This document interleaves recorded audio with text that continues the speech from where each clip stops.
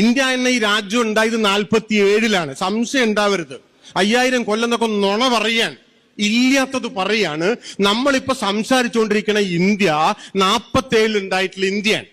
ആ ഇന്ത്യ ഉണ്ടാവാൻ ആവശ്യമായിട്ടുള്ള ഒരു ആശയ ലോകം അതിന്റെ ഒരു 30-ഓ 40-ഓ അല്ലെങ്കിൽ പരമാവധി 50-ഓ കൊല്ലം പിറകിൽ നിന്ന് ഉണ്ടായി വന്നതാണ്. ആ ആശയ ലോകം എന്താണ്?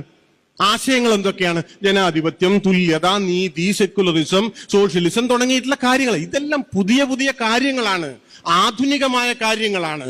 ഇന്ത്യ ഒരു ആധുനികമായ രാഷ്ട്രസങ്കല്പമാണ്.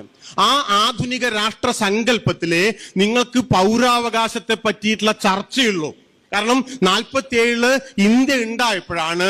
അതിനു മുൻപുള്ള രാജ്യം, നിങ്ങൾക്ക് അതിനെ ഭാരതം എന്നും വിളിക്കുക, ഇന്ത്യ എന്നും വിളിക്കുക, ഇത് രണ്ടും ഉണ്ടായിട്ടില്ല എന്നാ ഞാൻ പറയാട്ടോ. നമ്മളിപ്പോ വിളിക്കുകയാണ് 500 കൊല്ലം മുമ്പത്തെ ഇന്ത്യ അല്ലെങ്കിൽ 500 കൊല്ലം മുമ്പത്തെ ഭാരതം എന്ന് നമ്മളിപ്പോ വിളിക്കുകയാണ്.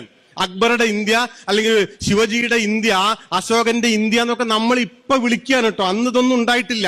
അവരതിനെ അങ്ങനെയൊന്നും വിളിച്ചിട്ടില്ല. പോട്ടെ, അത് വേറൊരു വിഷയമാണ്. ഞാനിപ്പോ സമയമില്ലാത്തതുകൊണ്ട് അതിലേക്ക് പോവല്ല.